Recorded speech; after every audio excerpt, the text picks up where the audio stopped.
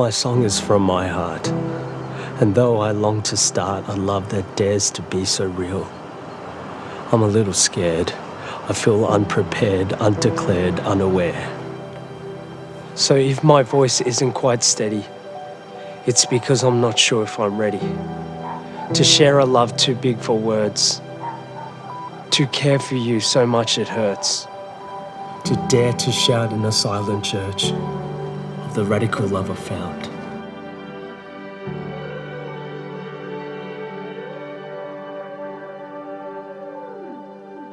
It's not a can't touch the ground kind of love or a eloquent, profound kind of love.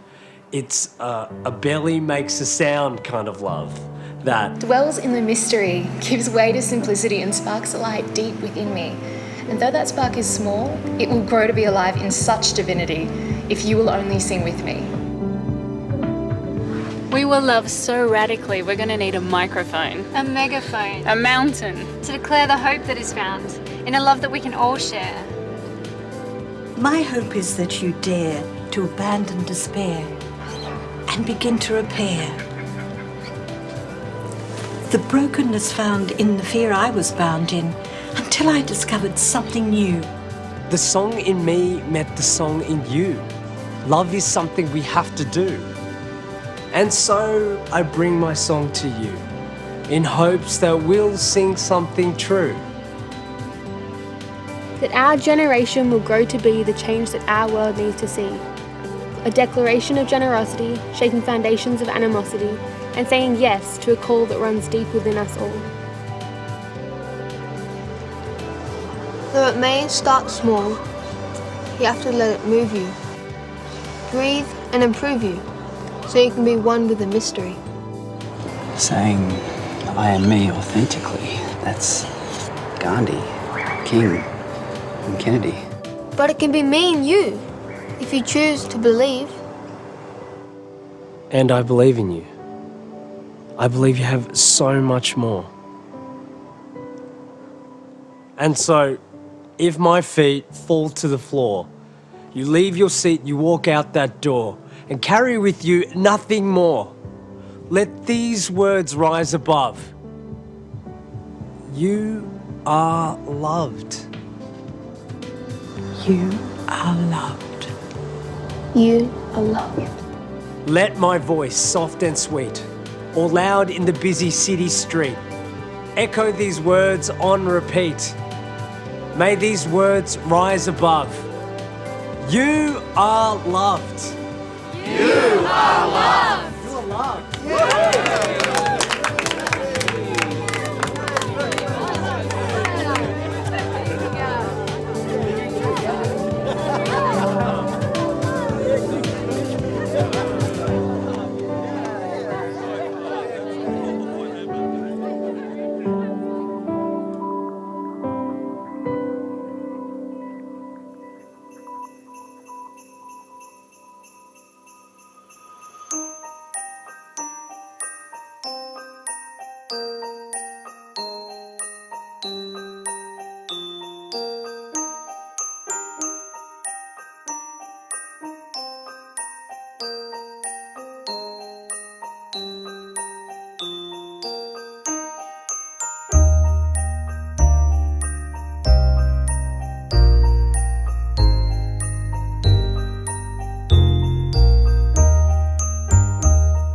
Bonjour, la communauté du Christ est heureuse de vous inviter à nous réunir au nom de Jésus pour vivre ce service dans l'espoir que le royaume pacifique de Dieu viendra et apportera la guérison à toute la création. Où que vous soyez, faisons confiance au Christ ressuscité, présent parmi nous par le Saint-Esprit. Puissions-nous toujours donner bénédiction, honneur et gloire à Dieu. Ensemble, adorons Dieu dans la joie de sa présence.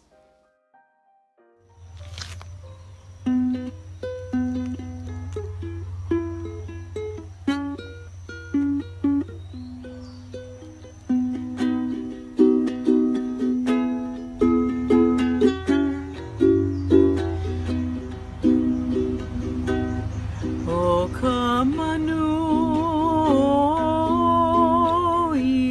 my Kahenani kohulu keleia Mukiki ano I kapua lehua Kahe ana oe kanui manu O mai o ni mai ko aloha maneia ki hene lehua no hilo e ka hua kani lehua o pohe lehua ai hana kai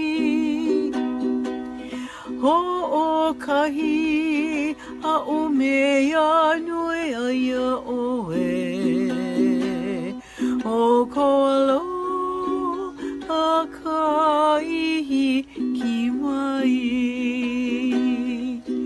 o mai o ni mai ko aloha maneia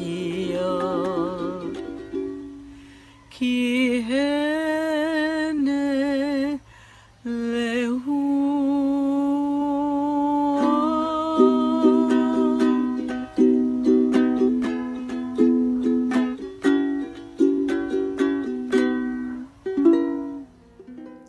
Le coffre sacré du Seigneur demeura 7 mois dans le pays des Philistins. Finalement, ceux-ci demandèrent à leurs prêtres et à leurs devins: « Que ferons-nous du coffre du Seigneur? Dites-nous, de quelle manière nous devons le renvoyer dans son pays? » « Si vous voulez renvoyer le coffre du Dieu d'Israël, répondirent les prêtres et les devins, ne le renvoyez surtout pas sans rien. Au contraire, offrez quelque chose au Dieu d'Israël, à titre de compensation. Alors vous guérirez et vous saurez pour quelle raison ce Dieu ne cessait pas de vous faire sentir sa puissance. Mais quel genre de compensation devrons-nous lui offrir? Demandèrent les Philistins. Les prêtres et les devins répondirent: D'après le nombre des chefs des Philistins, offrez-lui 5 objets d'or représentant les hémorroïdes et 5 souris en or. En effet, c'est un seul et même fléau qui vous a atteint, vous et vos chefs. Faites donc des représentations de vos hémorroïdes ainsi que des souris qui dévastent votre pays et reconnaissez la gloire du Dieu d'Israël. Il renoncera peut-être à manifester sa puissance contre vous, vos dieux et votre pays. Les vaches prirent tout droit le chemin de Beth-Shemek. Elles le suivirent sans cesser de meugler. Elles ne se détournèrent ni à droite ni à gauche. Les chefs des Philistins marchèrent derrière le char jusqu'à la limite de Beth-Shemek. Les habitants de cette ville étaient dans la plaine en train de moissonner le blé. Ils aperçurent le coffre sacré et en furent pleins de joie. Le char arriva au champ de Yoshua de Beth-Shemek et s'arrêta là près d'une grosse pierre. On découpa le bois du char en morceaux, puis on offrit les vaches en sacrifice complet au Seigneur. Les Lévites avaient enlevé du char le coffre du Seigneur et la caissette qui contenait les objets d'or et avaient déposé le tout sur la grande pierre. Puis, le même jour, les gens de Beth-Shemek offrirent au Seigneur des sacrifices complets et des sacrifices de communion. Le même jour aussi, les 5 chefs des Philistins, après avoir vu cela, retournèrent à Écran. Voici le compte des hémorroïdes d'or que les Philistins offrirent au Seigneur à titre de compensation: une pour la ville d'Asdod, une pour Gaza, une pour Ascalon, une pour Gath et une pour Écran. Quant aux souris d'or, leur nombre correspondait à celui des localités, villes fortifiées ou villages de campagne du territoire des 5 chefs philistins. Leur territoire s'étend jusqu'à la grande pierre du champ de Joshua de Beth-Shemek, sur laquelle on avait déposé le coffre du Seigneur. Le Seigneur punit les habitants de Beth-Shemek parce qu'ils avaient regardé dans le coffre sacré. Il fit mourir 70 hommes sur 50 000. Alors, tous les survivants prirent le deuil parce que le Seigneur les avait très durement punis.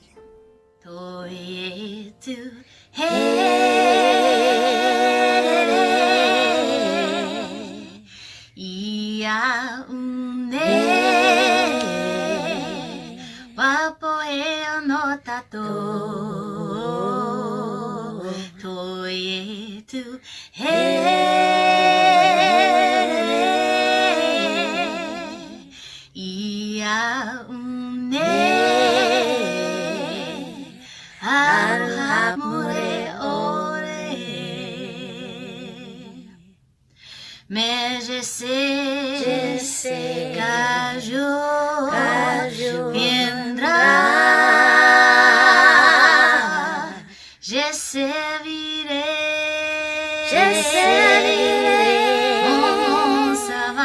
On m'en ça va. Toi et tu.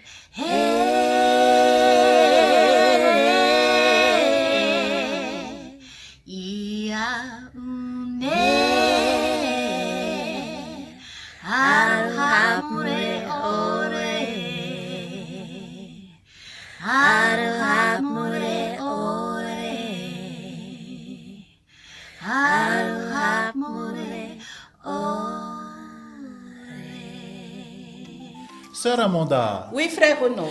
Est-ce que tu connais cette chanson, le Boogie Boogie? Ah oui. Et vous les enfants, est-ce que vous connaissez cette chanson, le Boogie Boogie?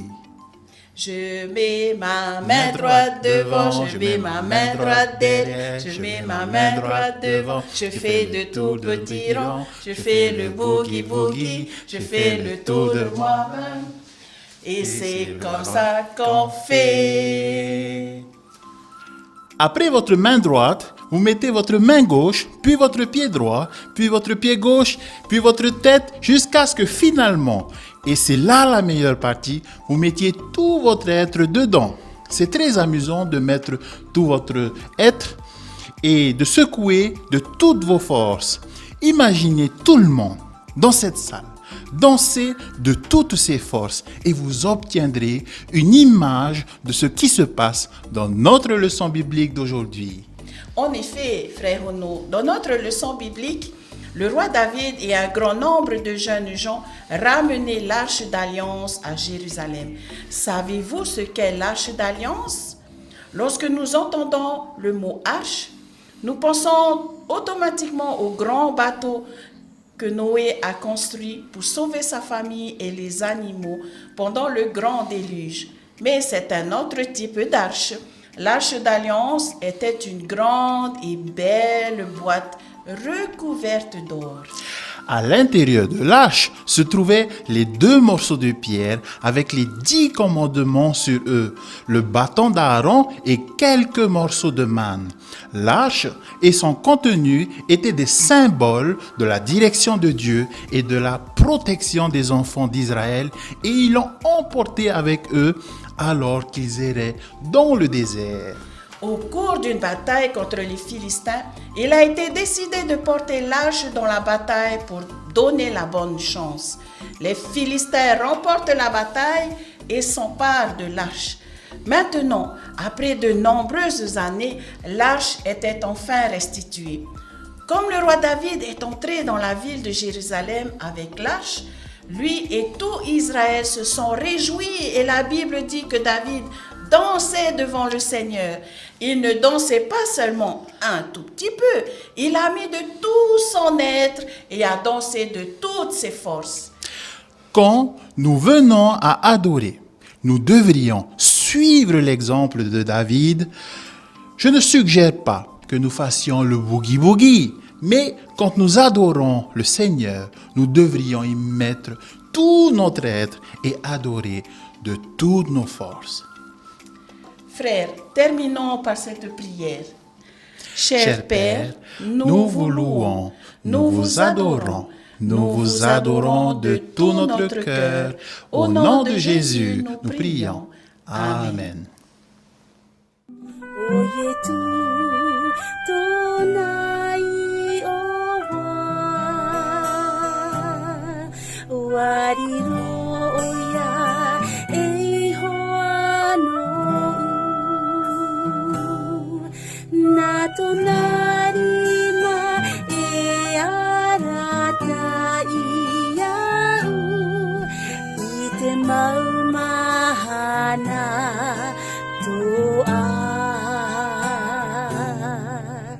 Te pupu watu neia ya oe ita ututia matori mahau wariru oe eia tuatete e amurino watu e amurino watu.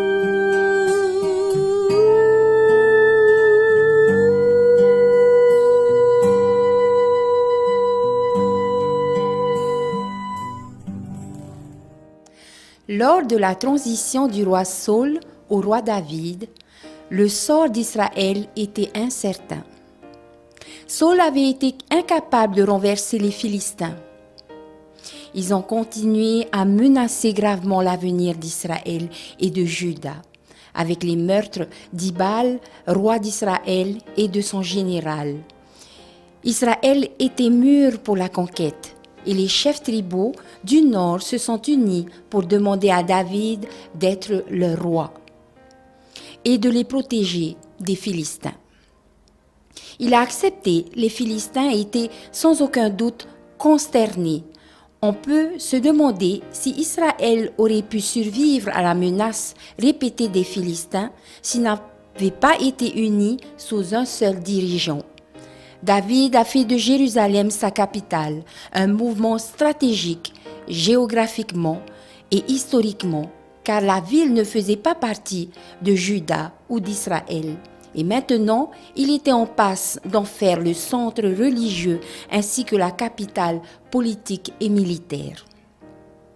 L'Arche d'Alliance était un coffre doré contenant la loi de Moïse. Il était considéré comme le trône physique de Dieu et ne pouvait être touché et déplacé que de manière rituelle. Partout où se trouvait l'arche, Dieu était. Même les Philistins croyaient qu'ils avaient un pouvoir incroyable. Ils l'ont capturé au combat, mais trop dangereux à garder. Ils l'ont chargé sur une nouvelle charrette à bœuf et l'ont rendu aux Israélites.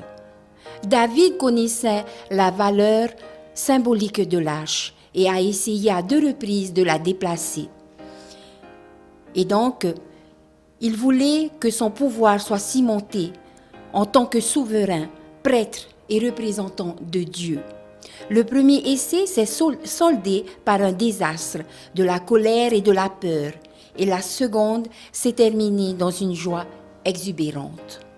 La première fois, David a suivi l'exemple des Philistins et a fourni une nouvelle charrette à bœufs avec des préposés triés sur le volet. Et la procession a commencé avec joie, mais un bœuf a trébuché et l'arche, non sécurisée, a glissé. Uza a affermi l'arche avec sa main, la souillant. Mais Dieu le frappa à mort et David était horrifié, craignant à la fois l'arche et Dieu. Il l'envoya dans la maison d'un gîte où il resta 3 mois. Lorsque la nouvelle parvint à David que la maison des gîtes était bénie, il entreprit un deuxième effort pour transporter l'arche à Jérusalem. Et cette fois-là, suivant le rituel sacerdotal, il s'arrangea pour que des prêtres qualifiés le portent sur leurs épaules avec des bâtons. Il sacrifia un bœuf et un veau, et la procession se passa bien comme il se devait. Devenant de plus en plus joyeuse, l'arche a été mise dans un lieu sûr. Voici la deuxième partie de l'histoire.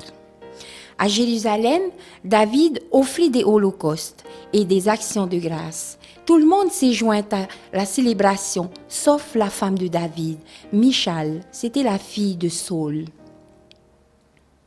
Elle était très en colère parce que David avait mis de côté ses robes royales et sa dignité pour revêtir un vêtement sacerdotal et danser comme un roturier.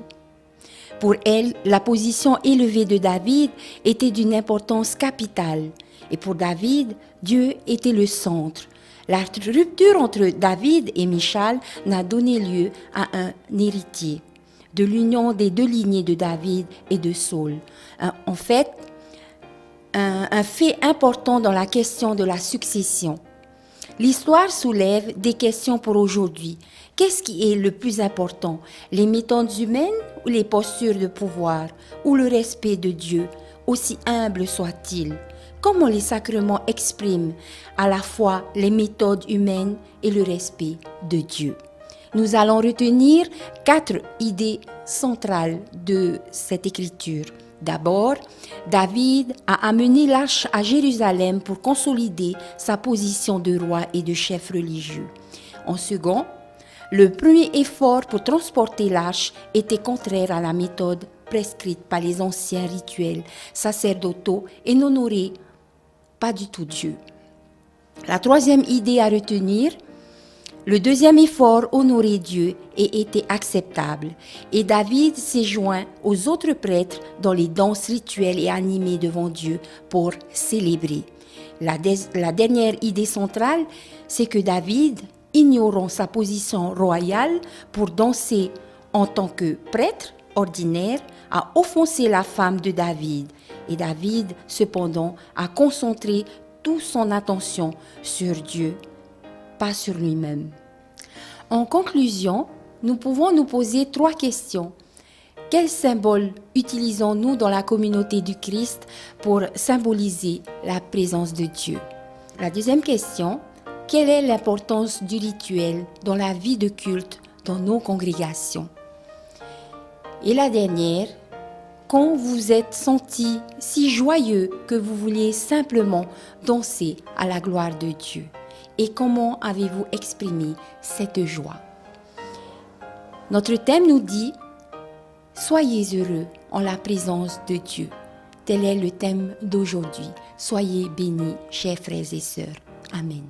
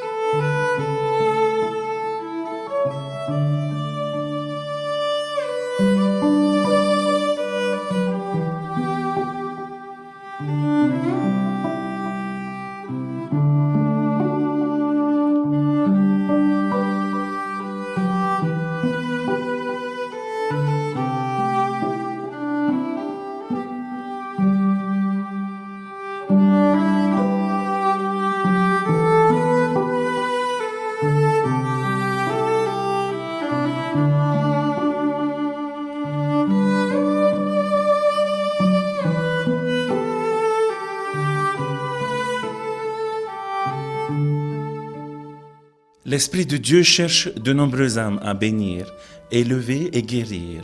Soyons constants et ayons confiance dans les instructions qui nous ont été données pour notre conduite. Dieu sera avec nous et nous renforcera pour les tâches qui se trouvent devant nous. Restons fidèles et engageons-nous sans réserve dans l'édification du royaume. Allons avec gratitude pour la présence de Dieu aujourd'hui. Emportons-le avec nous dans le monde. Allons en paix. Prions ensemble. Dieu de paix, merci pour le don de l'espoir vivant par Jésus, l'être de paix. Aide-nous à vivre comme des artisans de paix qui partagent généreusement ton amour pour tous les enfants, les familles, les communautés et la planète. Qu'il y ait la paix sur terre et que cela commence par moi. Amen. Chidori, chidori, chidori, na jane je baipa, ije waro,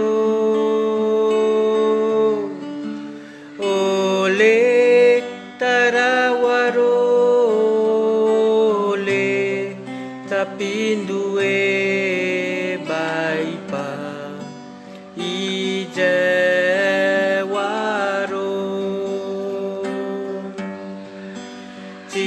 Chindori, chindori, chindori, na jane je baipa, ije waro, tarawaro, ole, tarawaro, ole, chapindue baipa, ije